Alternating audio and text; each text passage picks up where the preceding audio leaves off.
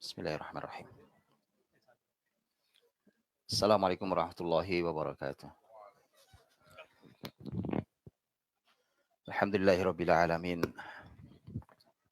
Wa bihi nasta'inu ala umuri dunya waddin. Wassalatu wassalamu ala Rasulillahil karim wa ala alihi wa sahbihi wa man tabi'ahu bi ihsanin ila yaumiddin. Wala haula wala quwwata illa billahil aliyyil azim. Allahumma akhrijna min dhulumatil jahli wal wahmi ila nuril ilmi wal fahmi. Allahumma a'izzal islam wal muslimin wa ahlikidh dhalimin al ghasibin. Rabbana taqabbal minna innaka antas samiul alim wa tub alaina innaka antat tawwabur rahim waghfir lana innaka antal ghafurur rahim.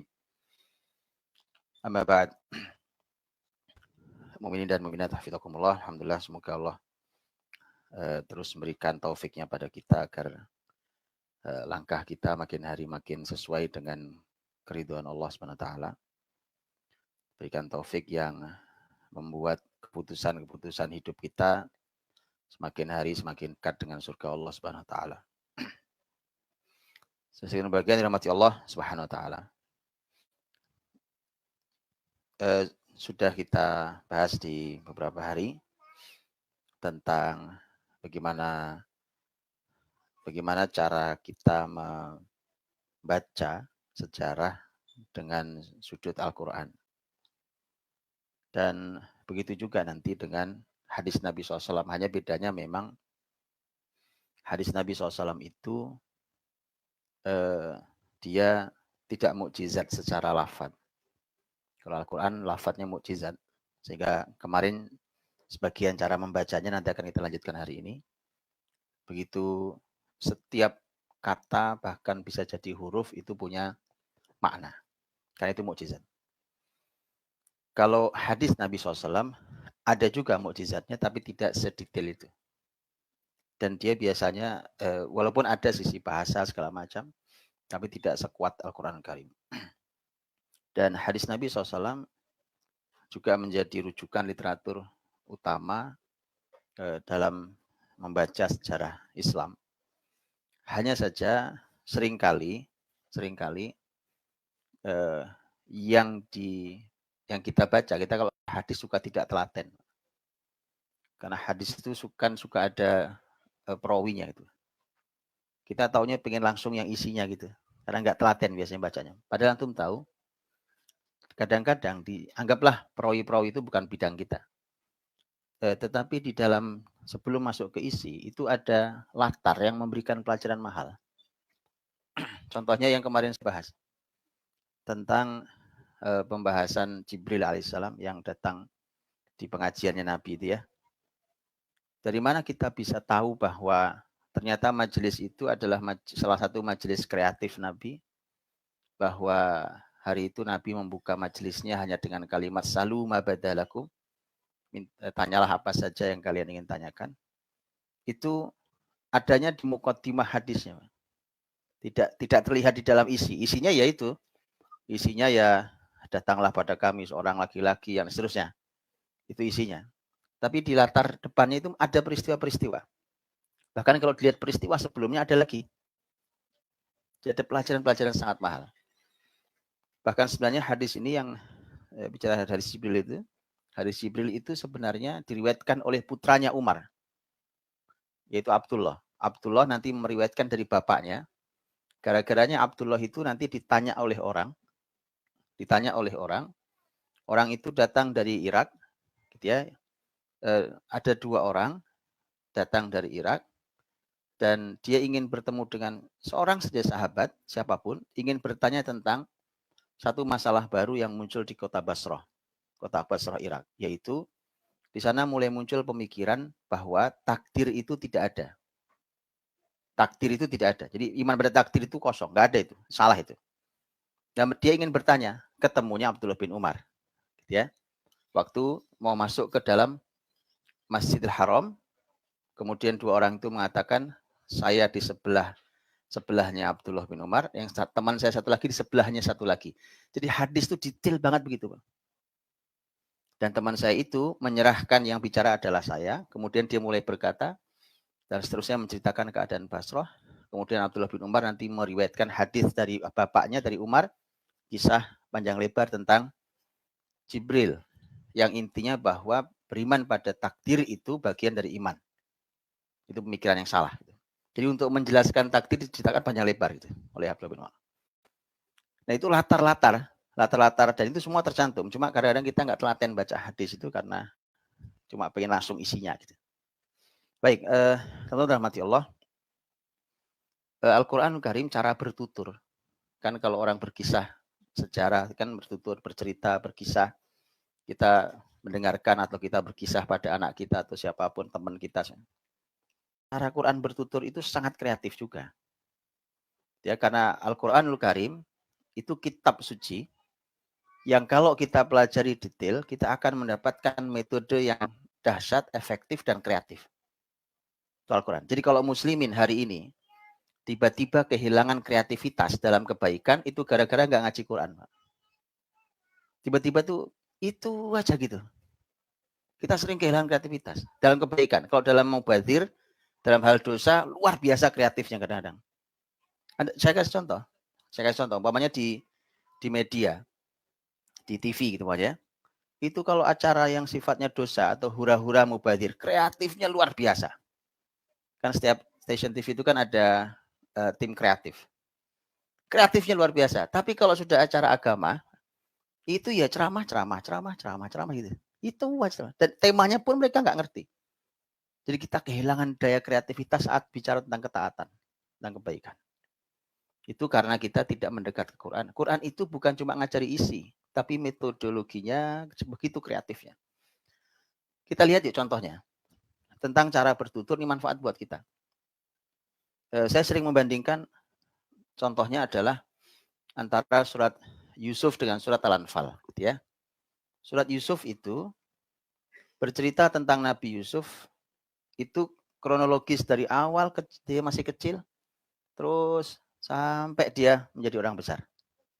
Ya, sampai usia dewasa. Berurut gitu. Nah, itu cara bertutur biasa. Artinya biasa itu artinya itu yang memang lengkap sekali. Karena Allah berfirman tentang di awal surat Yusuf, nahnu naqussu 'alaika ahsanal qasas. Kami mengkisahkan kepadamu wahai Muhammad kisah terbaik. Itu awal-awal surat Yusuf. Tapi Quran terkadang berceritanya kan tidak dari A ke Z, bukan A to Z. Tapi kadang-kadang dibalik, Z to E, atau kadang-kadang acak bolak-balik. Antum tanya ke teman-teman media, ke teman-teman film, bagaimana cara bertutur film, bagaimana membuat kisah itu menjadi klimaks anti klimaks tuh. Ya saya Quran bicara itu. Antum cek metode Quran nih. Luar biasa. Nah, kita kehilangan kreativitas itu, teman-teman. Nah, itu bisa kita lihat umpamanya di surat Al-Anfal yang akan kita bahas malam ini. Surat Al-Anfal itu surat yang berbicara tentang perang Badar. Permulaan surat Al-Anfal, Allah Subhanahu wa taala memulai dari akhir.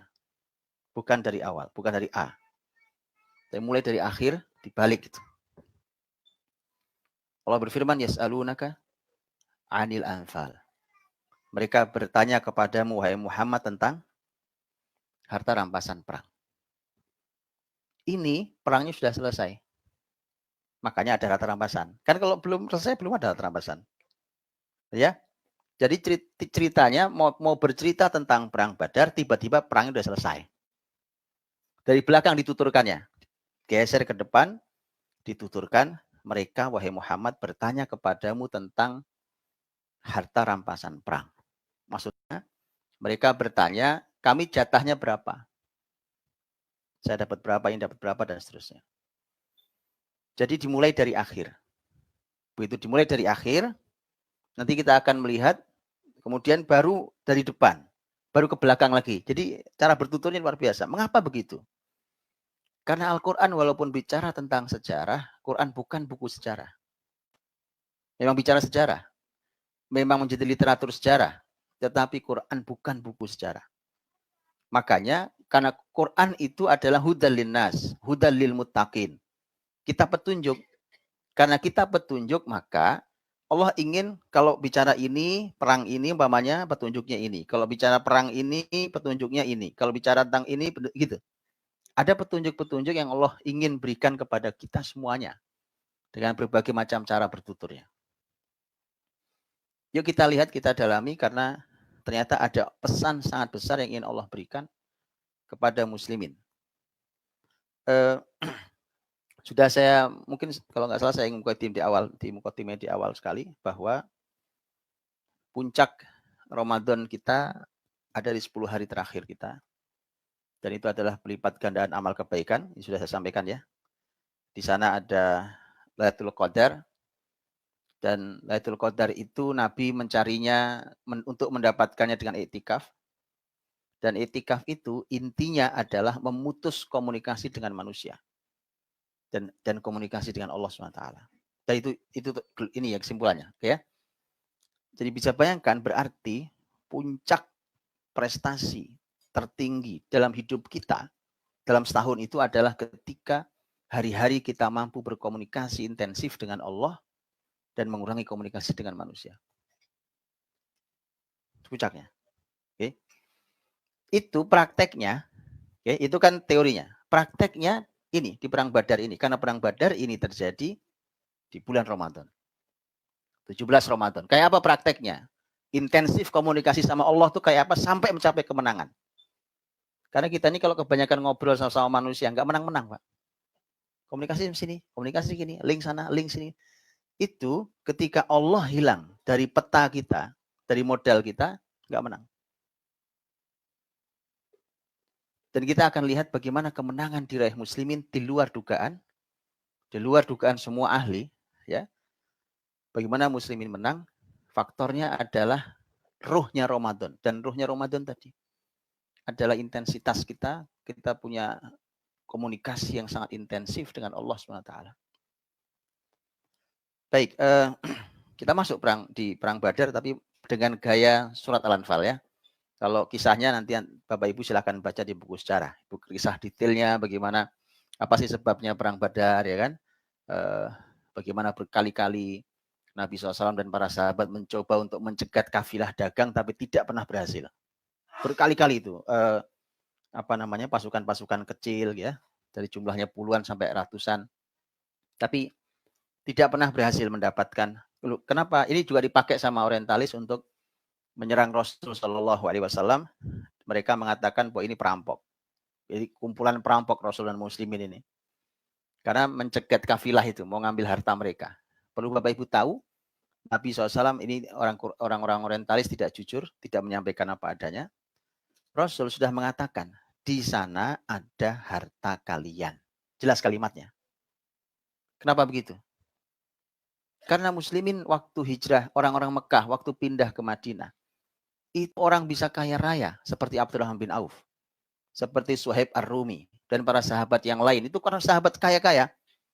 Itu berangkat ke Madinah, hartanya di stop di Mekah. Tidak boleh dibawa, dirampas semua. Harta dirampas, rumah dirampas, ya kan, emas perak dirampas, kekayaan bisnis dirampas, semua dirampas. Hanya tinggal baju menempel di badan. Itu yang dibawa pergi ke Madinah. Jadi muslimin punya harta banyak di sana. Lihat teman-teman, dan mempertahankan hak milik muslimin itu adalah kewajiban. Nggak bisa muslimin kehilangan tanahnya terus kita santai saja, itu nggak bisa. Tidak bisa. Ya, Sultan Abdul Hamid II itu, Sultan terakhir Turki Utsmani yang masih punya izzah, masih gagah, masih punya izzah. Di zaman Sultan Abdul Hamid II itu sudah awal-awal dari tahun abad 12 tahun 1909 beliau selesai dikudeta sama Zionis dengan rekayasa segala macam, itu kisahnya. Itu sudah didekati oleh Zionis, dirayu segala macam cara supaya Zionis diberi tanah di Palestina sedikit saja. Kami nggak minta banyak, minta sedikit saja. Itu saja Kami masih berjanji akan membantu masyarakat Palestina, kami siap membuatkan kampus buat mereka, memberikan fasilitas ini, dan seterusnya. Abdul Hamid II mengatakan bahwa Palestina bukan punya saya. Kok kamu minta ke saya itu gimana ceritanya? Palestina milik muslimin. Dan dia mengatakan sepanjang saya masih hidup, tidak saya biarkan sejengkal tanah Palestina jatuh tangan kalian. Dan itu beliau buktikan. Ya, itu tanah muslimin. Jadi nggak bisa teman-teman muslimin kehilangan negerinya, kehilangan tanahnya, terus dibiarkan, itu nggak boleh. Nggak bisa. Tiba-tiba kita dikejutkan, loh, tanah ribuan hektar dikuasai orang kafir. Nggak bisa itu, di muslimin nggak boleh itu. Nggak bisa. Maka harta muslimin disita, suatu hari harus diambil alih. Diambil lagi, itu harta kita. Sampai Rasulullah SAW mengatakan, orang man qutila duna malihi fahuwa syahid. Kata Nabi, orang yang mempertahankan hartanya, harta halalnya, dia pertahankan, terus dia terbunuh gara-gara itu, syahid dia. Itu harta muslimin. Kalau kita punya harta halal, kok ada orang yang mau mengambilnya, kemudian gara-gara kita pertahankan, kita mati, syahid. Jadi begitu. Maka Nabi SAW,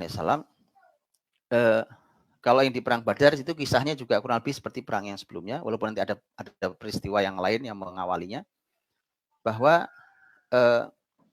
ternyata muslimin itu oleh Nabi didorong untuk mengambil hartanya lagi. Itu harta kalian.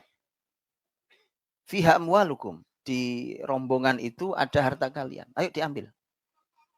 Maka Nabi, karena Nabi dapat laporan, saat itu dapat laporan, bahwa rombongan dagang yang dipimpin Abu Sufyan baru pulang dari negeri Syam, mau pulang ke Mekah. Kan Madinah di tengahnya kan. Syam, utara, Madinah, Mekah. Jadi mesti lewat pinggirnya Laut Merah itu, biasanya menyusuri pantai Laut Merah itu. Kalau Madinah itu memang agak ke tengah sedikit. Sehingga muslimin harus ke arah pantai untuk bisa ketemu dengan kafilah dagang. Dipimpin Abu Sufyan pulang dari negeri Syam. Maka dulu untuk mengukur itu juga pakai ilmu kan. Itu ilmu lapangan, pentingnya ilmu lapangan itu di situ. Kan kalau tidak meleset-meleset juga nanti. Maka Rasul saat itu melihat karena laporannya sudah tiba dan sudah diukur bahwa kalau gitu keberangkatannya tidak bisa ditunda. Maka sampai Nabi mengatakan kepada para sahabat, silahkan yang mau ikut, tetapi hanya yang sekarang sudah megang kuda.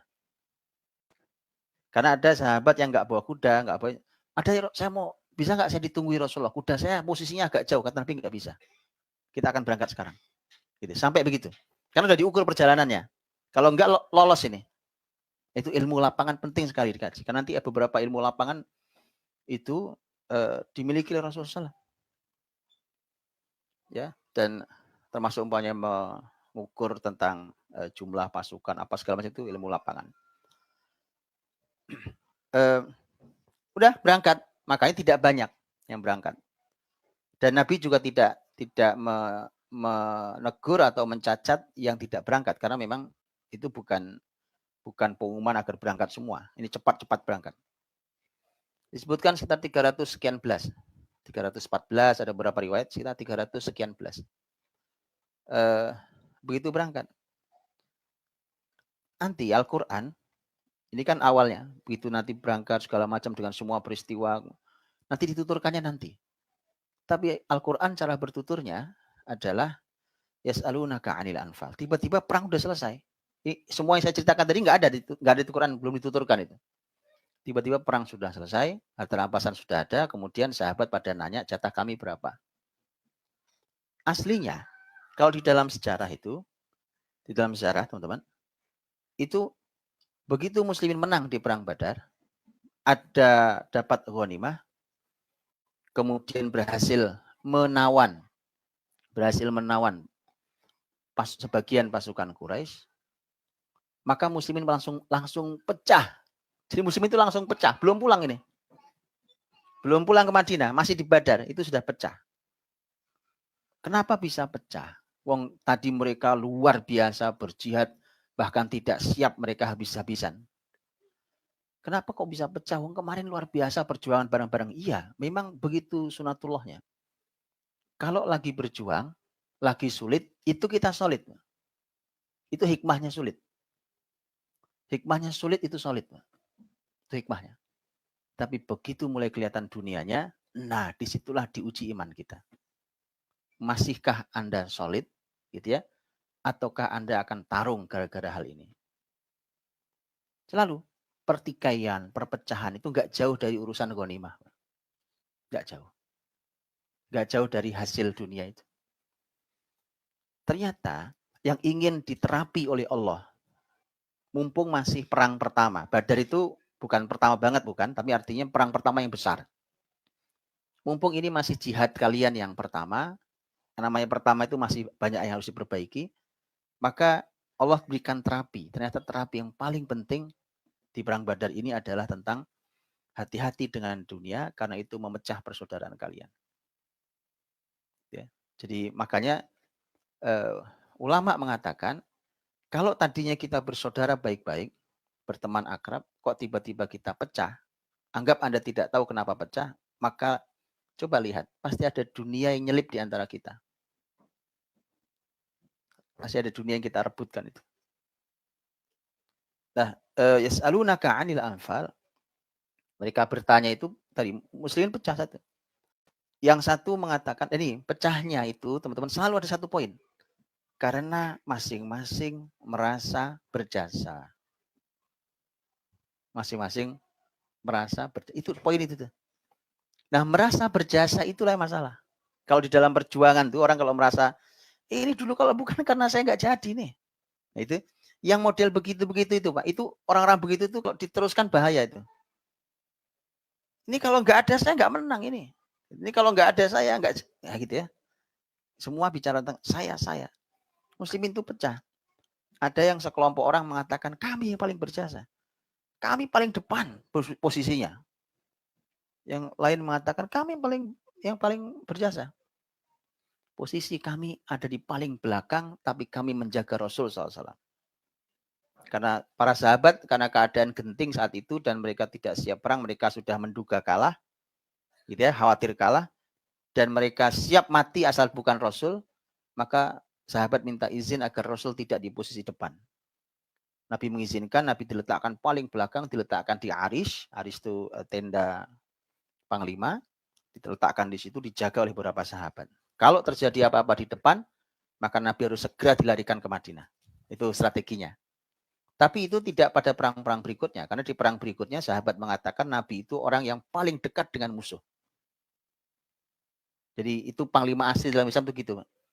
Ya, bukan komando dari dalam kamar. Serbu pakai ini, pakai hati. Enggak gitu. Enggak gitu. Panglima itu dalam Islam paling dekat dengan musuh posisinya. Itu Rasul. Tapi khusus di perang Badar itu keadaannya. Nah, itu kelompok itu mengaku kami paling berjasa loh. Rasul kami jaga loh. Ya. Satu bilang kami yang paling berjasa. Ada kelompok lain yang mengatakan kami yang paling berjasa. Kenapa kamu paling berjasa? Karena kami yang ketika mereka lari kami kejar mereka untuk memastikan bahwa mereka betul pulang ke Mekah, bukan balik ke kita lagi dan tidak berputar ke arah Madinah. Baik ya. Pokoknya masing-masing merasa berjasa. Maka mereka masing-masing bertanya, yas'alunaka 'anil anfal. Dan Allah Subhanahu wa taala di permulaan ayat itu, antum kalau tidak saya kisahkan ini, kan antum kesannya nanyanya biasa aja ya. Mereka bertanya kepadamu tentang harta rampasan perang. Kesannya nanya biasa aja. Padahal di belakangnya ada masalah sangat serius. Allah ingin menghaluskan masalahnya. Ya, kadang-kadang teman-teman masalah persaudaraan itu nggak usah diungkap, lukanya terlalu dalam. Itu bukannya menyatukan malah menyakitkan. Itu dikorek paling dalam, udah cukup. Antum tahu akhir dari kisah Nabi Yusuf kan? Begitu Nabi Yusuf jadi pembesar, saudara-saudaranya yang dulu menyakiti, sangat menyakitkan. Menyakitkan itu luar biasa, memisahkan Yusuf dari bapaknya, bertahun-tahun hilang, puluhan tahun tidak ketemu ayahnya, sampai ayahnya buta. Saking sedih dan marah itu ayahnya buta. Dan seterusnya. Bahkan segitu pun mereka masih memfitnah Yusuf di hadapan Yusuf karena mereka tidak tahu kalau itu Yusuf. Gitu, sampai begitu. Dan seterusnya. Begitu mereka tahu bahwa ini adalah Yusuf saudaranya, kemudian Yusuf minta bawa kemari ayah ibu, bawa ke sini, ke Mesir. Dibawa ke Mesir, semua dimuliakan Yusuf. Hari pertemuan itu, begitu mereka hadir semua di situ, Yusuf tidak ngorek-ngorek masa lalu. Nggak ngorek-ngorek masa lalu, nggak bilang, sekarang kalian tahu? Nggak gitu, Pak. Kalian ngerti sekarang? Kalian tahu? Kalian tahu masa lalu kalian dulu kayak apa, nyakiti saya? Nggak gitu, nggak cukup. Anda mau balas dendam atau mau bersaudara? Itu pertanyaannya. Udah cukup. Bersaudara itu nggak akan terjadi kalau nggak ngalah, teman-teman. Kalau mau jengkel, jengkel. Kalau mau balas, kita balas. Tapi ini kalau antum mau bersaudara, udah cukup.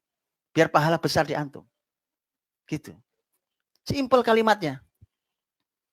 Karena mereka minta maaf pada Yusuf kan. Begitu minta maaf pada Yusuf, nggak banyak ngomong. Nggak, kamu dulu begini, kalian begini, dulu menyakitkan saya. Nggak ada itu. Yusuf hanya mengatakan, kata Yusuf, qala la tathriba alaikumul yaum, yaghfirullahu lakum wa huwa arhamur rahimin. Kata Yusuf, hari ini kalian sudah tidak punya salah pada saya. Semoga Allah mengampuni kalian. Dan dialah Allah yang maha pengasih, paling kasih. Ketika Yusuf dialog sama bapaknya, karena ada bapaknya, karena mereka akhirnya minta maaf juga ke bapaknya. Kami minta maaf ke Yusuf, minta maaf ke bapaknya. Ya abana astaghfir lana, wahai ayah, mohonkan ampun kesalahan kami pada Allah.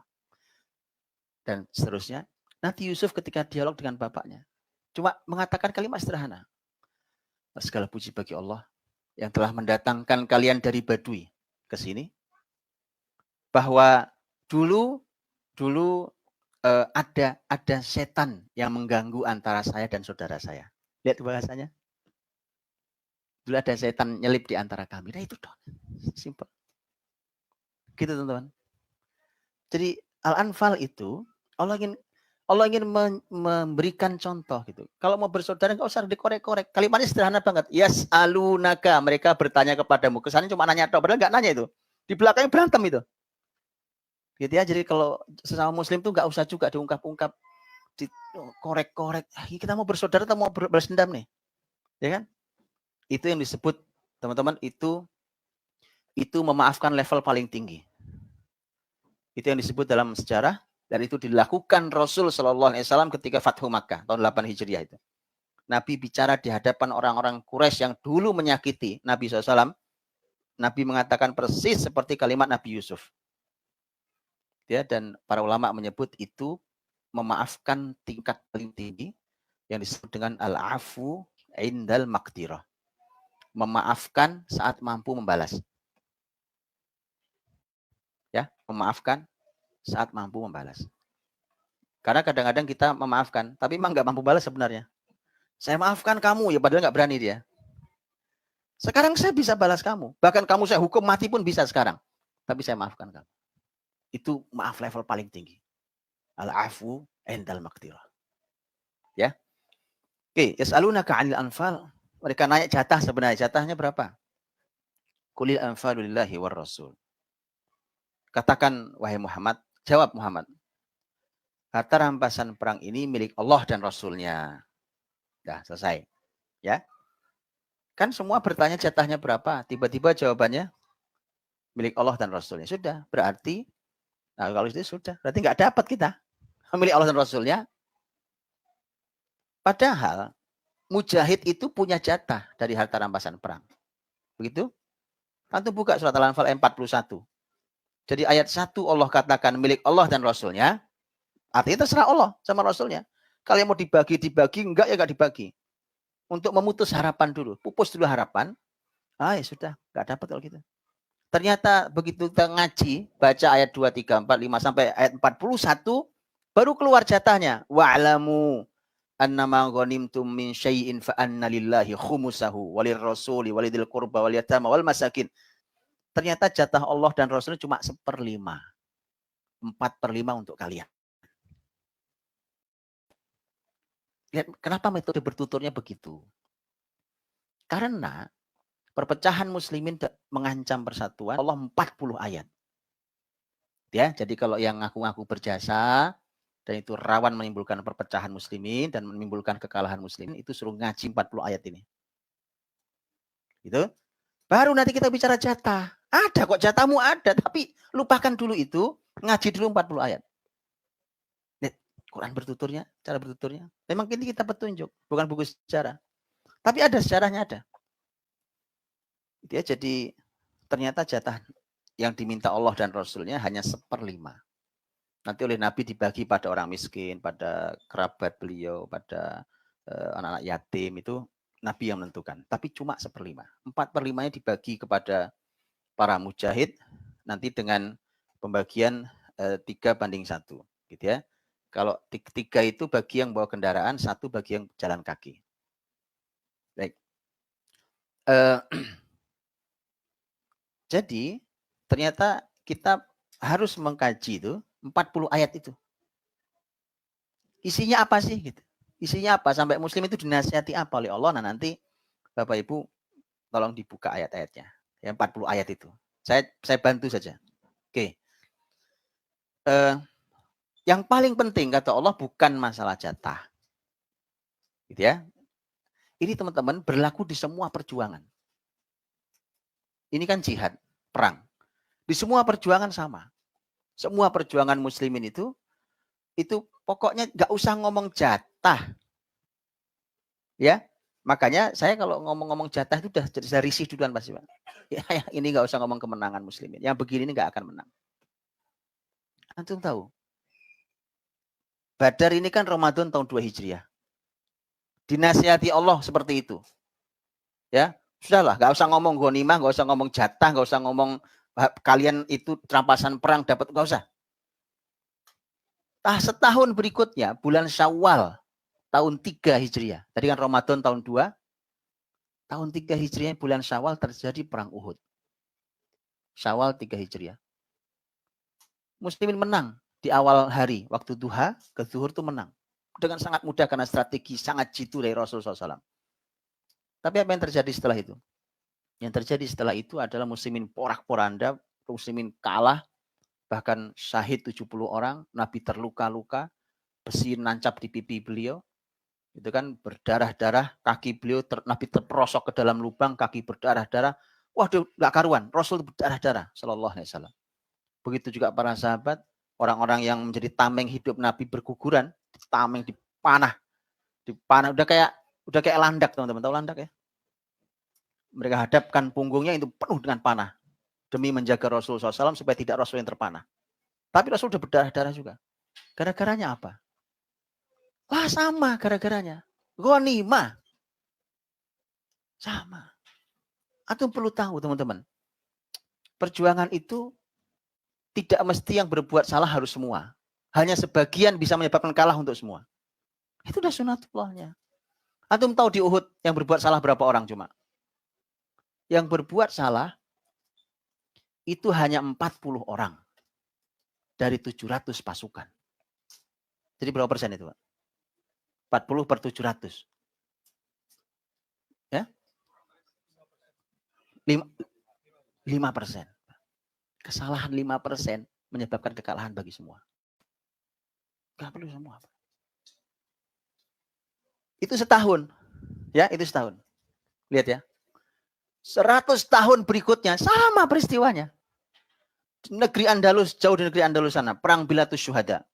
Pemimpinnya tabi'in luar biasa, Abdurrahman Al-Ghafiqi rahmatullah, mujahid, orang berilmu luar biasa. Perang Bilatus Syuhada. Ya kalau untuk tahu kemarin tema Charles Martel, tahu Charles Martel? Maaf, peristiwa New Zealand kemarin. Ada tulisan di senapannya itu, di antara tulisan nama itu. Betul? Atau enggak tahu? Betul ya? Ada tahu Charles Martel siapa? Nah, itu di peristiwa ini. Kenapa sampai dia jadikan inspirasi? Karena Eropa tuh nggak punya kemampuan apapun. Muslimin itu asal lewat kampungnya di Eropa gitu, itu mesti nyerah. Muslimin itu kuat, berilmu, punya segalanya, orang nggak bisa dilawan. Nah, Charles Martel itu coba-coba. Siapa tahu bisa. Masa nggak ada perlawanan gitu. Itu dahsyat. Kalah muslimin loh sama dia. Itu kenapa jadi inspirasi. Muslimin kalah. Padahal muslimin nggak bisa dikalahkan seharusnya. Gara-garanya apa? Ghanimah lagi. Itu ada kisahnya. Ghanimah lagi. Gitu loh. Selalu teman-teman. Selalu. Sampai hari ini ya sama. 2019. Ya, 1440 Hijriah. Sama peristiwanya. Nggak lebih dari itu. Gitu ya. Jadi kalau sudah mulai ada yang nanya-nanya jatah, saya berapa? Saya orang berjasa loh. Ah, itu ya itu sudah. Yang begini ini batu bata yang tidak bisa dipakai untuk membangun istana peradaban. Orang-orang kayak gini nih, ini batu bata roboh nih. Ini keropos antum tindih pun dia pecah. Nggak bisa, nggak kuat. Teman-teman perlu bangun generasi itu yang kayak begitu. Yang berjuang, yang memberi, dan tidak meminta. Hah? Gimana coba? Kalau terlalu banyak pengemisnya, daripada yang memberi, belum siap. Belum siap. Belum siap muslimin menang. Oke, fattaqullah. Kata Allah, fattaqullah. Yang paling penting sekarang udah ya muslimin, gak usah minta jatah. Yang paling penting adalah kalian bertakwa pada Allah. Oke, urusi takwa kalian, urusi hati kalian, itu satu. Wa aslihu dzata bainikum, dan yuk diperbaiki hubungan sama kalian. Itu paling penting. Gak usah ngomongin jatah. Wa aslihu dzata bainikum. Jadi takwa pada Allah dan perbaiki hubungan sama kalian. Itu udah paling penting. Ukhuwah teman-teman. Ukhuwah. Susah banget kita bersatu hari ini. Kita sangat kreatif kalau menghina saudaranya. Tapi kita tidak kreatif ketika memberi penghargaan pada saudara. Berantem kreatif banget. Berantem. Mudah sekali mencacat saudaranya. Padahal Nabi sudah mengatakan, tuba liman syaghalahu aibuhu an uyubin nas. Kata Nabi, bahagialah orang yang disibukkan oleh cacat dirinya sehingga tidak sempat melihat cacat orang lain. Itu hadis Nabi loh. Nah kita nih, jadi teman-teman, kenapa mudah mencacat orang? Karena dia tidak melihat dirinya. Kalau dia banyak melihat ke dirinya, nggak sempat nyacat orang. Maaf, cacat saya banyak. Aib saya banyak. Aib saya banyak, saya nggak sempat melihat aib antum. Tuba liman syaghalahu aibuhu an uyubin nas. Ya. Nah, ternyata itu yang mau Allah sampaikan di perang Badar itu nilai terbesarnya itu. Makanya fattaqullaha waslihu dzata bainikum. Atiullaha wa rasulahu, taat kalian pada Allah, taatlah pada Rasulnya, in kuntum mu'minin, kalau benar kalian beriman. Dan itu inti nasihatnya. Baru Allah berfirman tentang ciri orang beriman, gitu ya. Ciri orang beriman terus gitu. Begitu sudah disebutkan alladzina yadhkuruna fattaqullaha waslihu dzata bainikum wa atiullaha wa rasulahu in kuntum mu'minin. Allah sebutkan tentang ciri orang beriman. Ya, sebutkan. Begitu selesai tentang ciri orang beriman, Allah memulai kisah perang Badarnya. Mulai kisah perang Badarnya. Dimulailah kisah perang Badar. Allah berfirman, kama akhrajaka rabbuka min baitika bil haqqi wa inna fariqam minal mu'minina lakarihun yujadilunaka fil haqqi ba'dama tabayyana ka'annama yusaquna ilal mauti wa hum yanzurun. Intinya muslimin itu semua takut, terpaksa. Jadi sebenarnya kamu nggak ingat ya, kata Allah. Kalian kan waktu mau perang itu kalian ketakutan. Karena muslimin kan tidak untuk perang, teman-teman. Jadi tidak siap perang, tidak membawa perbekalan perang. Wong tidak siap perang, kalau tadi kan sudah bilang, berangkat saja cepet-cepetan. Ayo cepet-cepet berangkat. Yang sudah megang kuda langsung berangkat. Wong yang bilang kudanya agak jauh aja katanya, tinggal bisa nggak bisa, tinggal kelamaan. Jadi betul-betul tidak siap perang. Makanya begitu sampai di medan Badar itu, begitu sampai di medan di daerah Badar itu, teman-teman, 155 kilo dari Madinah. Ya. 150-an kilo dari Madinah itu, nanti begitu ternyata kafilah dagang yang mau dicegat itu ternyata sudah lepas, berhasil lolos, menyisir tepi pantai dan lolos dari muslimin, akhirnya Mekah itu kemudian nanti Abu Sufyan yang mimpin ini mengirimkan orang agar segera mengabari Mekah, dan Mekah langsung mengirimkan pasukan 1.000 orang dari Mekah. Ya, di sana langsung nanti dipimpin oleh Abu Jahal, juga para pemimpin yang lainnya. Ya. Ketika keadaan kemudian berubah, tadinya mau mencegat kafilah ternyata harus berperang, maka Nabi harus segera mengumpulkan sahabat.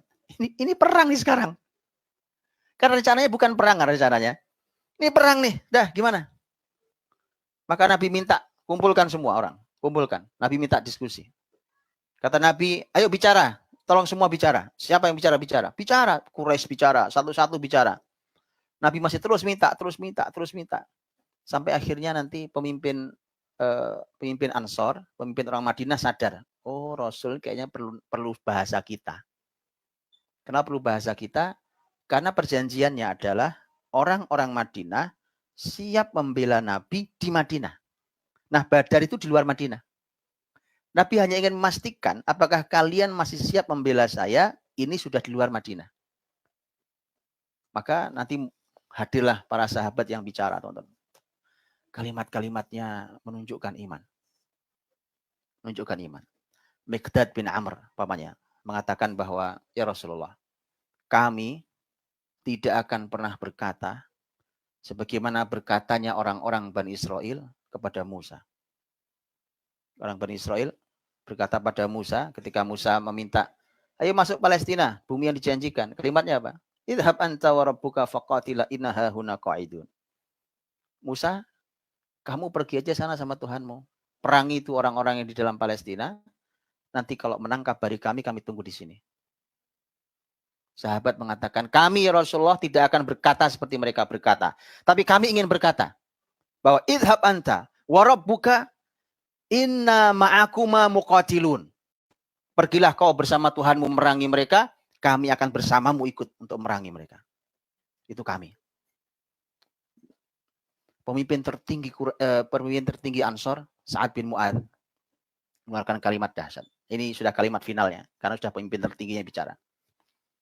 Sa'ad bin Mu'adz itu, teman-teman, antum pelajari gimana hebatnya orang itu. Sa'ad bin Mu'adz itu satu-satunya orang yang ketika meninggal bergetar arsy Allah yang Maha Rahman. Ihtazza arsyur Rahman li mauti Sa'ad. Siapa? Cuma manusia biasa kan? Makhluk Allah itu banyak, Pak.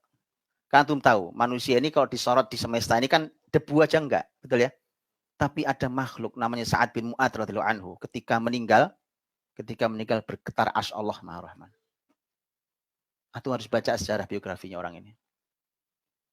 Ya. Di antaranya gini, teman-teman. Antum kalau jadi pemimpin, maka bawa Islam bersama Anda, seperti Sa'ad bin Mu'adz. Madinah itu kan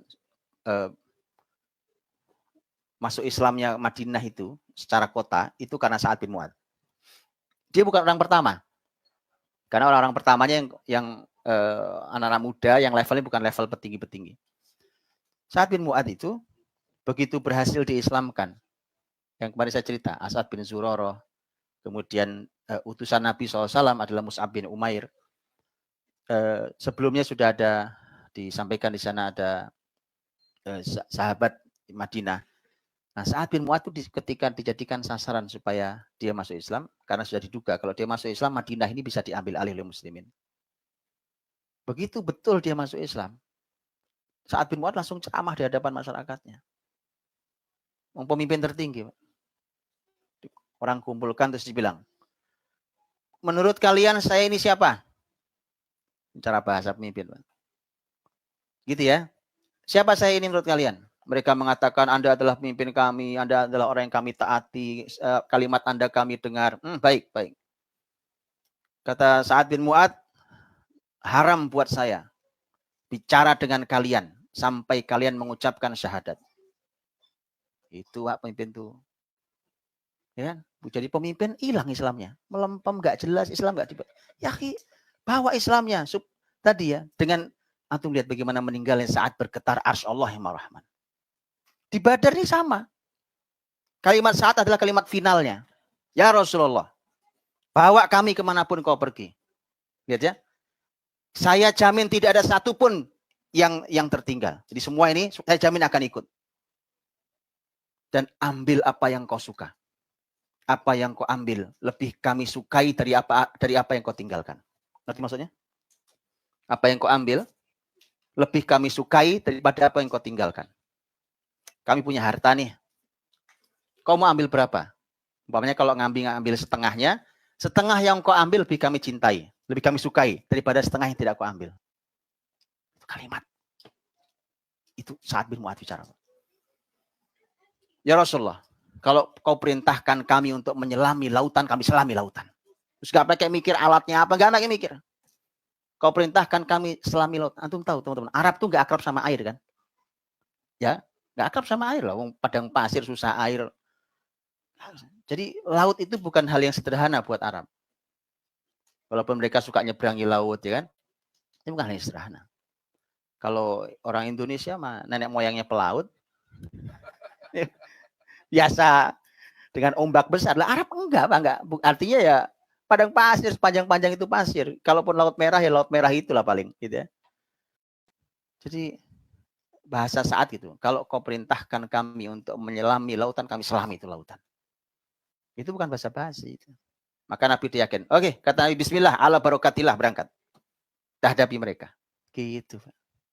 Jadi Nabi harus memastikan bahwa timnya solid. Kenapa? Karena mereka takut, Muslim itu takut. Lah kok perang jadinya Rasulullah, kita nggak siap. Nggak siap. Mana pasukan kafir 3 kali lipat. Nggak siap. Jadi Allah ingin menyampaikan pada muslimin, kalian lo nggak siap. Kok merasa berjasa begitu menang? Gitu maksudnya ya. Kalian lo nggak siap. Kalian lo ketakutan. Kali di awal gagah apa gitu. Nah kalian lo ketakutan.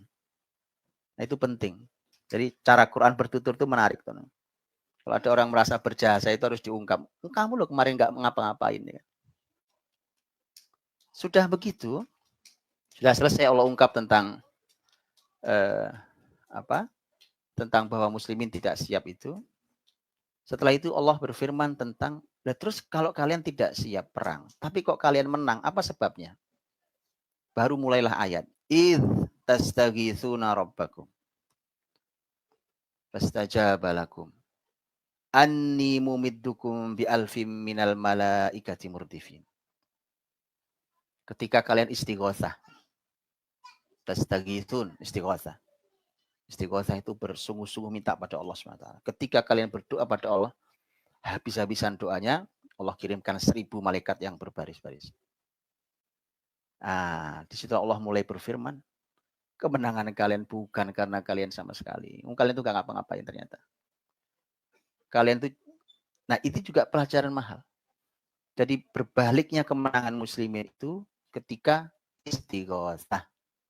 Berdoanya sangat serius pada Allah SWT.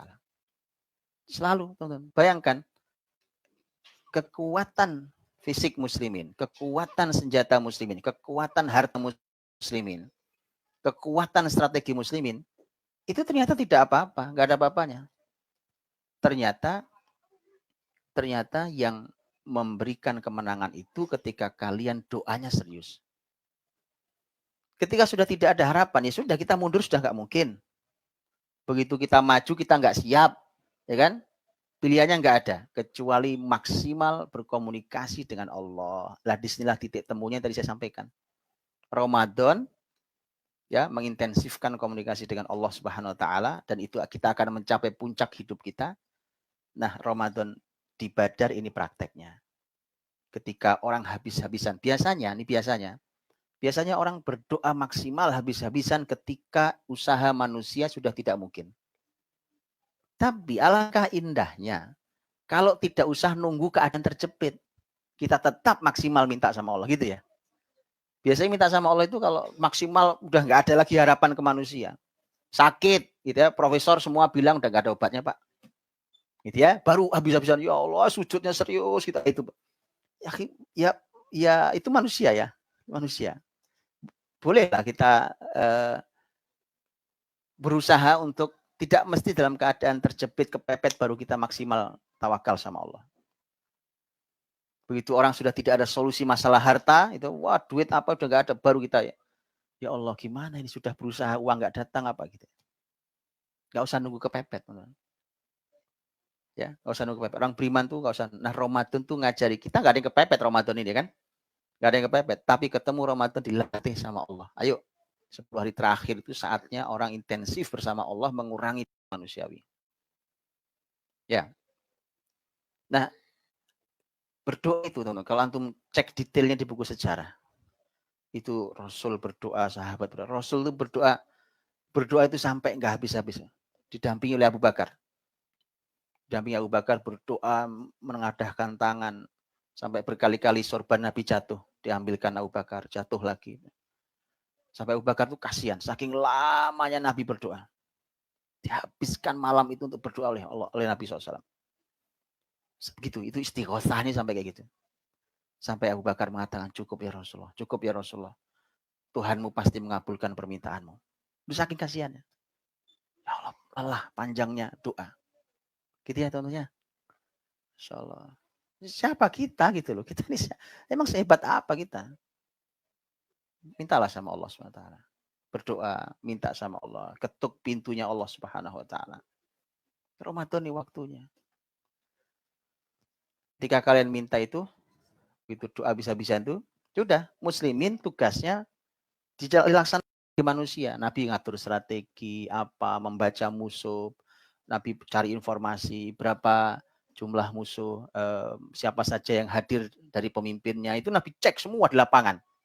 Nabi turun langsung, Nabi kirim sahabat, dan seterusnya. Itu usaha manusianya. Terus dijalani, Nabi SAW juga mengatur pasukan. Atur pasukan, diletakkan pasukan di sebuah tempat.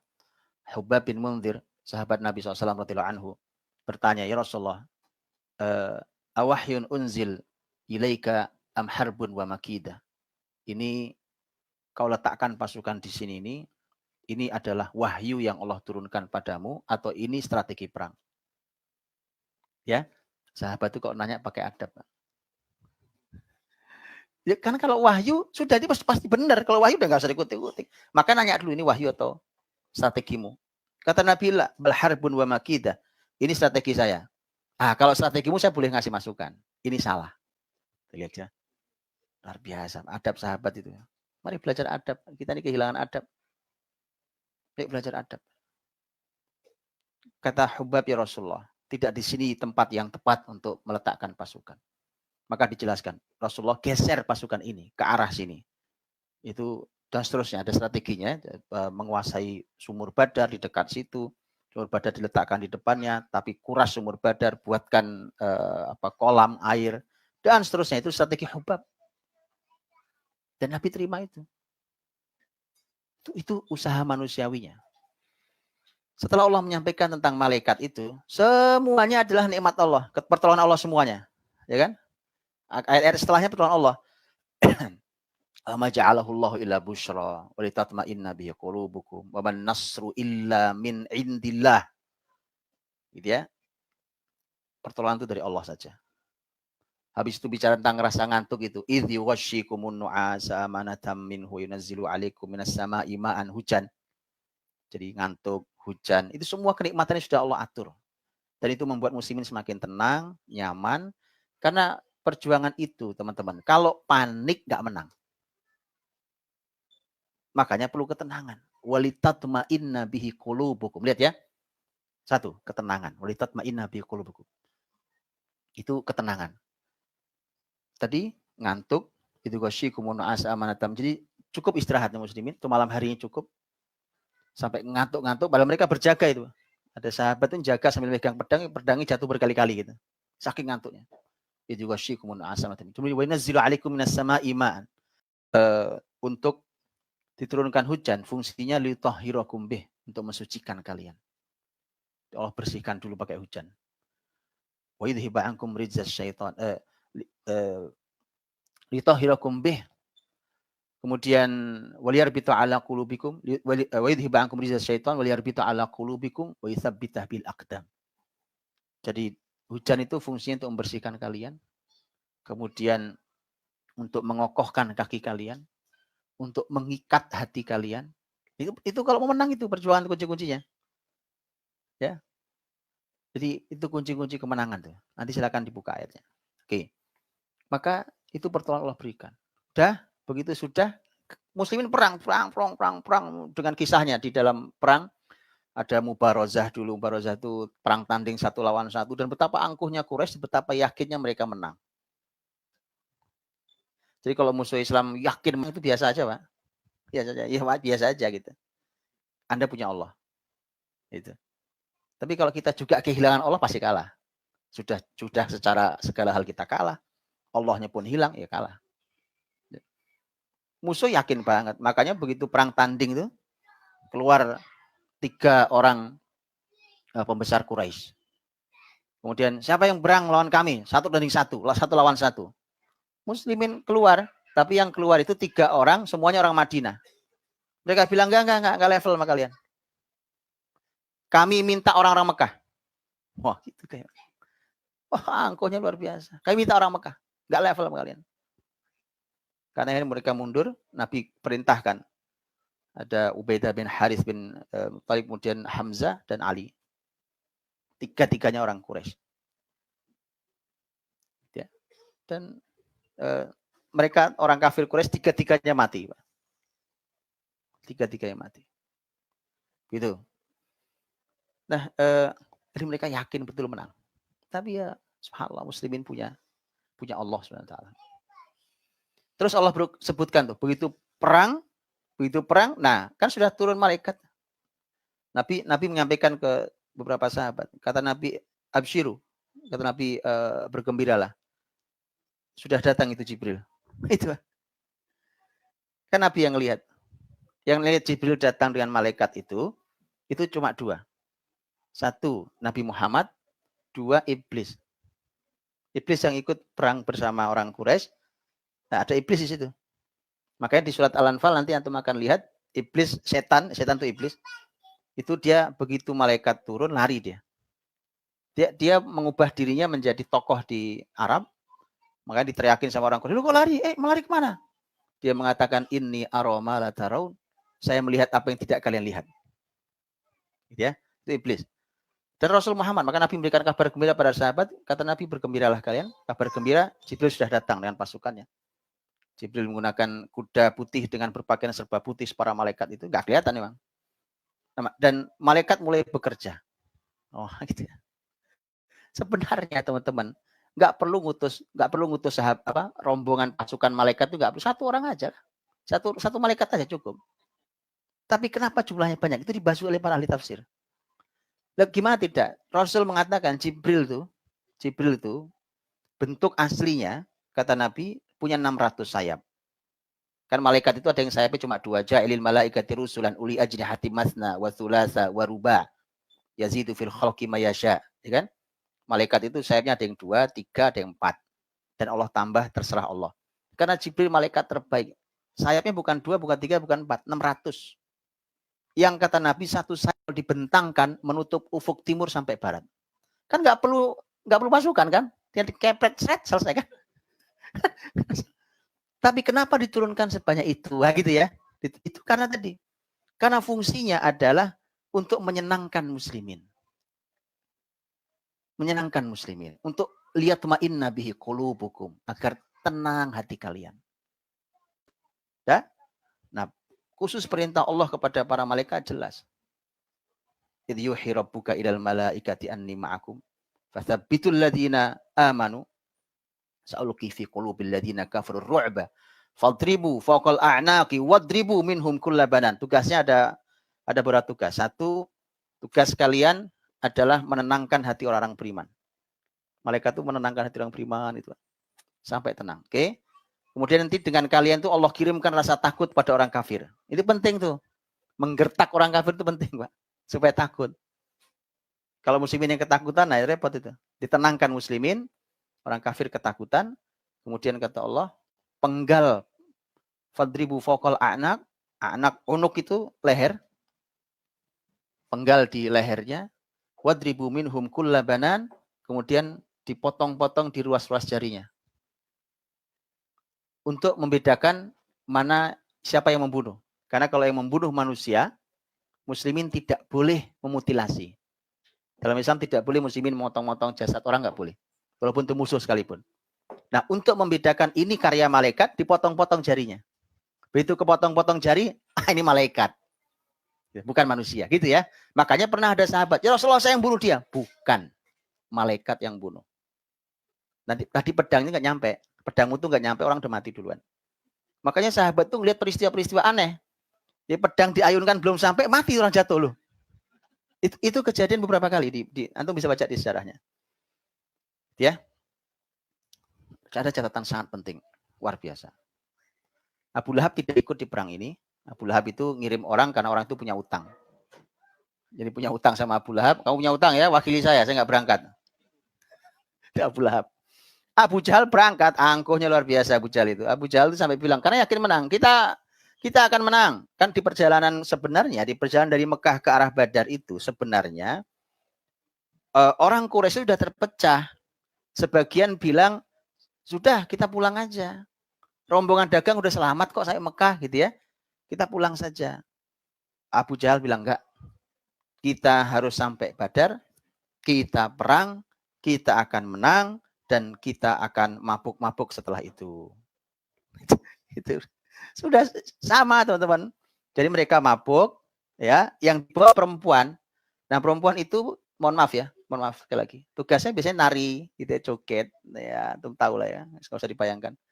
Jadi itu beda sama muslimah yang kalau ada yang muslimah, kalau ada muslimah kayak di Uhud, ada muslimahnya, tugasnya itu logistik, kesehatan, itu tugas muslimah. Kalau ini tugasnya enggak, menyemangati sambil nabuh-nabuh ini, kemudian dan seterusnya. Abu Jahal itu pengennya.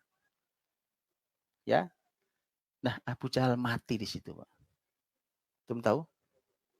Abu Jahal itu matinya bukan di tangan orang sehebat Abu Bakar, Umar, Utsman, Ali. Ini Utsman enggak ikut.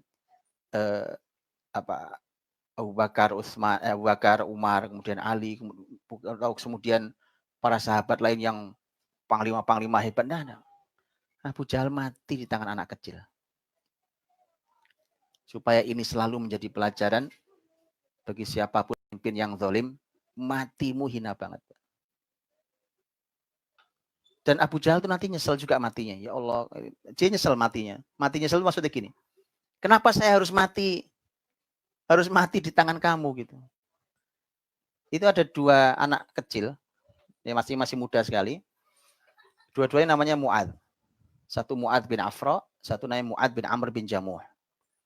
Itu anak-anak itu anak Madinah pula, bukan anak Mekah, Pak. Yang nggak kenal Abu Jahal, malah nggak kenal Abu Jahal. Abdurrahman bin Auf yang bercerita. Begitu perang lagi berkecamuk, tiba-tiba di kanan ada anak kecil tadi itu, sebelah kiri juga ada anak satu lagi. Tadi dua Mu'ad tadi itu. Dua-duanya nyolek, paman. Abu Jahal itu yang mana orangnya? Nggak tahu Abu Jahal itu yang mana, bayangkan. Abu Jahal yang mana orangnya? Kata Abdurrahman, emang kamu mau ngapain? Kami mau bunuh dia. Kenapa kamu bunuh dia? Anak muda dia bilang, karena saya dengar dia suka menghina Rasul SAW. Anak muda itu, Pak. Anak muda itu kalau disentuh Islamnya, kalau betul imannya itu, Pak. Abdurrahman begitu nunjuk, itu orang itu, tuh orangnya. Begitu ditunjuk, Abdurrahman mengatakan, itu anak berlari kayak terbang, seperti elang yang terbang. Wah, itu langsung disikat itu Abu Jahal. Pembesar Quraisy yang luar biasa itu disikat oleh dua anak, jatuh. Pakai pedang mereka, sikat pakai pedang mereka, jatuh. Begitu jatuh, sudah anak dua itu senang, mati Abu Jahal. Ya. Nanti dua anak muda itu datang ke Nabi dua-duanya. Ya Rasulullah, kami yang bunuh Abu Jahal. Ya kan? Kata Nabi, siapa yang bunuh? Saya. Yang satu bilang, saya yang bunuh. Gitu kan? Anak muda. Kata Nabi, coba lihat pedang kalian. Pedangnya masih berumuran darah. Lihat pedang kalian. Kilakuma qatalah. Kata Nabi, kalian berdua yang bunuh. Dua-duanya yang bunuh. Tuh, Nabi SAW dengan anak muda, Pak. Kayak gitu anak muda itu. Akhirnya Nabi perintahkan untuk ngecek betul nggak dia mati. Dikirimlah Abdullah bin Mas'ud radhiyallahu anhu. Ya Allah, antum tahu. Sudah ini cuma anak kecil Madinah yang nggak ngerti, nggak kenal Abu Jahal. Bocah kemarin sore istilahnya. Yang dikirim Nabi pun Abdullah bin Mas'ud. Antum tahu Abdullah bin Mas'ud? Abdullah bin Mas'ud itu fisiknya kecil, pendek, kecil, nggak standar orang Arab. Fisiknya kecil, betisnya kecil. Sampai sahabat pernah ngetawakan ya. Walaupun ditegur Nabi karena nggak boleh. Dan Abdullah bin Mas'ud itu dulu orang miskin, cuma penggembala kambing yang gajinya kecil banget. Di Mekah dulu. Itu yang datang di hadapan Abu Jahal. Berdiri dengan gagah yang, gimana Abu Jahal? Ternyata masih hidup. Gimana? Sudah kau jumpai janji Tuhanmu? Gitu ya. Iya. Itu. Kemudian tadi dia mengatakan, mengapa aku harus mati di tangan penggembala seperti dirimu? Gitu. Kan nggak gengsi banget kan? Coba kalau perang tanding sama siapa sahabat yang apa yang Mekah, yang Quraisy, yang gagah kan pas gitu ya. Ini kan aduh hina banget mati di tanganmu kan. Ya, tapi gimana? Penggal kepalanya, ditenteng kepalanya sama Abdullah bin Mas'ud, dibawa ke Rasul. Ini Abu Jahal ya Rasulullah. Ezah muslim tuh gitu. Nih, Nabi berkata, Allahu Akbar, hadza Fir'aun hadhil ummah. Kata Nabi, Allahu Akbar, ini Fir'aunnya umat ini. Nih, Fir'aunnya umat ini nih. Begitu. Gitu ya. Jadi teman-teman, begitu panjang pertolongan Allah tadi itu, malaikat segala macam, sampai kemudian puncaknya ayat 17. Ini sebagai penutup ya. Puncaknya ayat 17. Ketika Allah menihilkan, mengnolkan, meniadakan seluruh usaha muslimin. Enggak dianggap semua usaha kalian yang luar biasa itu kata Allah enggak ada. Itu bukan kalian. Falam taqtuluhum walakinnallaha qatalahum. Wa ma ramaita id ramaita walakinnallaha rama. Waktu kalian membunuh bukan kalian yang membunuh. Waktu kalian memanah bukan kalian yang memanah, tapi Allah yang melakukannya. Sampai Allah kata, artinya apa sih? Bukan kalian ini, bukan kalian. Udahlah, nggak usah ngaku-ngaku kalian hebat. Itu semua Allah. Kalian bunuh bukan kalian bunuh, kalian manah bukan kalian yang manah. Itu. Nah, setelah itu dinasihati Allah panjang lebar. Nanti mohon dibuka di rumah, ada 5 ya ayyuhalladzina amanu. Ada 5 ayat sampai ayat 41 itu semua dipanggil. Ya ayyuhalladzina amanu, wahai orang beriman. Ya ayyuhalladzina amanu, wahai orang beriman. Ya ayyuhalladzina amanu, wahai orang beriman. Ya ayyuhalladzina amanu, wahai orang beriman. Ya ayyuhalladzina amanu, wahai orang beriman. Dipanggil imannya. Supaya lembut hatimu. Udah enggak usah rebutan dunia, enggak usah rebutan harta. Iman kalian orang beriman, dipanggil Allah. Nah, 5 nasihat itu Bapak Ibu pelajari di rumah. Ya, itu yang membuat muslimin nanti menjaga kemenangannya, bisa menjaga kemenangan sepanjang sejarahnya. Kalau itu hilang, ya hilang. Wallahu a'lam bishawab. Kalau Ustaz, luar biasa sekali ya pelajaran-pelajaran yang kita bisa ambil dari perang Badar. Ya mohon maaf MC-nya ganti tadi Ustaz pas halftime. Bapak-bapak, ibu-ibu, kalau ada yang ingin bertanya, kami persilakan. Ada yang bertanya? Silakan, ibu-ibu, bapak-bapak. Ini pertanyaan, bukan minta ghanimah. Nggak perlu nunggu Arab Badui datang kan? Oh ada, Pak Dodi, silakan.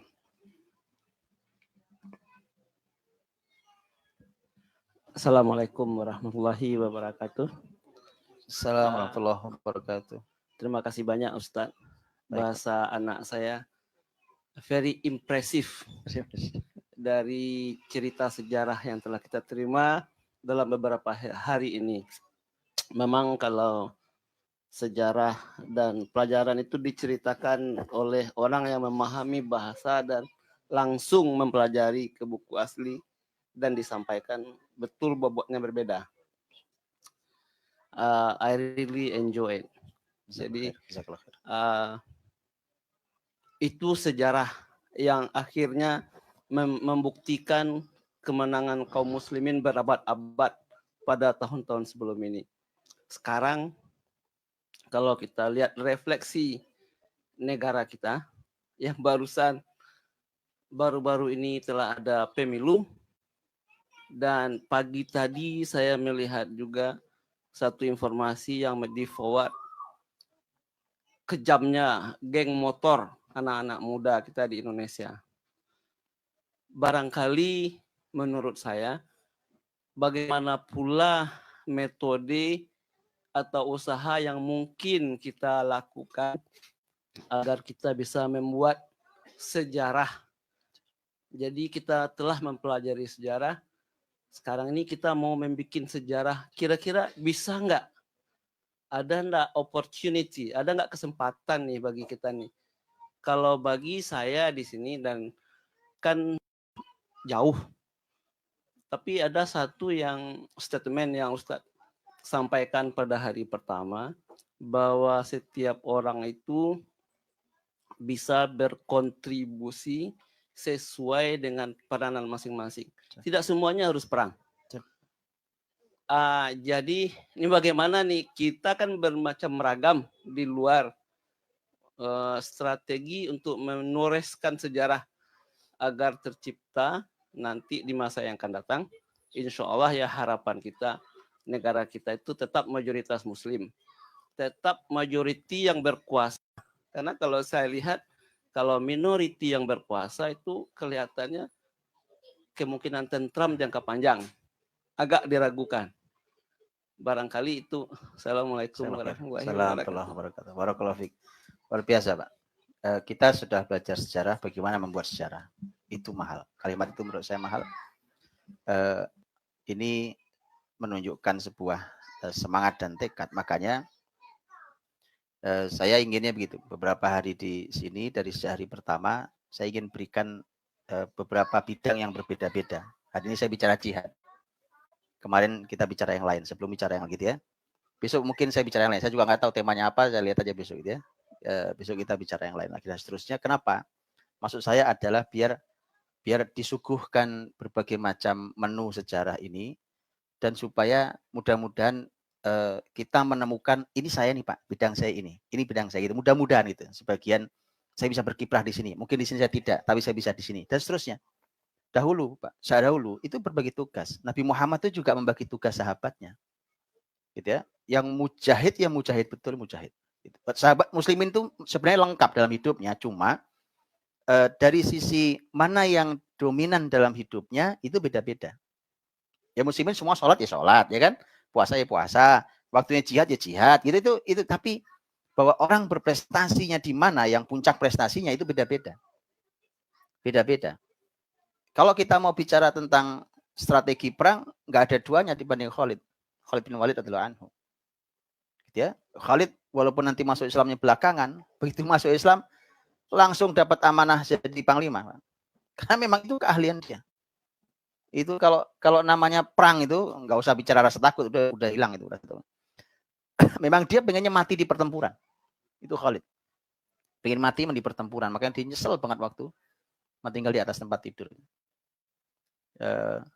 Dan begitu seterusnya. Tetapi di sana ya ikut jihad, umpamanya Abdullah bin Abbas atau umpamanya Anas bin Malik atau Abu Musa al-Asy'ari. Mereka bahkan kadang-kadang mungkin juga jadi pemimpin sebagian mereka di medan pertempuran, tapi mereka punya bidang lain, umpamanya mereka ilmu, mereka para ilmuwan besar. Itu ilmuwan besar. Gitu ya. Ada yang berbagi tugas umpamanya Khulafaur Rasyidin yang 4, Abu Bakar, Umar, Utsman, Ali. Mereka pemimpin negara. Sebenarnya peluang terbesar orang yang berpeluang terbesar menggantikan Umar waktu Umar meninggal itu adalah Abdurrahman bin Auf. Sebenarnya Abdurrahman bin Auf yang paling berpeluang besar. Tapi Abdurrahman sudah bilang ke semua sahabat, saya tidak mau jadi pemimpin. Oke, saya tidak mau. Kenapa? Beliau ingin fokus di perannya. Karena Abdurrahman bin Auf sepeninggal Nabi menjadi sahabat paling kaya. Nah, itu peran dia, Pak. Gitu ya? Peran dia kaya raya, sehingga dia keluarkan uang itu dengan jumlah yang udah nggak pakai hitungan. 2,5% itu bukan itu hitungan minimalis itu, Pak. Itu hitungan nggak main gitu, Pak. Itu Abdurrahman bin Auf nggak gitu, Pak. Itu faktornya gara-gara dia ketakutan karena terlalu kaya. Ya, antum cari di YouTube, antum dengarkan ceramah saya tentang Abdurrahman bin Auf. Ya, saya jelaskan agak lebih panjang. Saya ngisi ceramah di Malang, saya ingat saya waktu itu, tentang Abdurrahman bin Auf radhiyallahu anhu. Itu dia berperan di harta. Di harta karena orang kaya, itu saya punya. Kalau ilmu ya luar biasa, ilmu kepemimpinan luar biasa, tapi saya ambil peran yang ini gitu, Pak. Gitu. Abdullah bin Abbas kan bapaknya Abbas. Ya kan? Abbas radhiyallahu anhu punya anak orang selevel Abdullah bin Abbas. Umar punya anak diantaranya Abdullah bin Umar. Orang-orang besar dalam sejarah Islam. Gitu ya. Orang besar. Jadi mereka-mereka yang punya anak dididik. Demikian luar biasa. Zubair bin Awam radhiyallahu anhu punya anak. Lihat. Abdullah bin Zubair nanti jadi khalifah. Abdullah bin Zubair 9 tahun jadi khalifah. Ya Abdullah bin Zubair, Urwah bin Zubair. Urwah bin Zubair itu adalah literatur utama muslimin saat itu. Gitu, Pak. Ini anaknya Zubair semua nih. Mus'ab bin Zubair, bapaknya Zubair, gitu ya, Mus'ab bin Zubair. Ini orang-orang ajaib semua. Nah, punya anak, didik yang baik anaknya, itu peran. Itu juga peran besar kita. Gitu, Pak ya? Itu peran besar kita. Makanya kalau ada orang yang gini, Pak, Bapak Ibu, kalau ini saya ngusulkan ke Bapak Ibu sekalian. Kalau ada orang yang ada teman saya punya program satu rumah, di dalam satu rumah paling tidak ada satu orang yang pengusaha, gitu ya. Saya nitip sama teman saya juga itu, sama teman-teman semuanya, gitu ya. Antum buat juga di satu rumah itu minimal ada satu anak antum yang jadi ulama, sehingga besok ada yang bimbing keluarga besar ini di rumah itu. Satu aja saya nitip, satu aja jadi ulama. Antum punya anak 2, 1 jadi ulama, gitu ya. 3, 1 jadi ulama, gitu ya. 4, 1 jadi ulama, gitu ya, terus-terusnya. Satu aja. Karena itu hari ini kita perlu bimbingan itu. Ya, itu ya saya nitip itu. Agar keluarga besar ini ada yang membimbingnya. Jadi peran-peran itu bisa Pak dilakukan. Dan tidak mesti harus nunggu di negeri Indonesia. Ini antum di sini, ini bumi Allah ini. Ini bumi Allah. Ini Masya Allah. Saya beberapa hari di sini tuh kepala saya cenut-cenut Pak.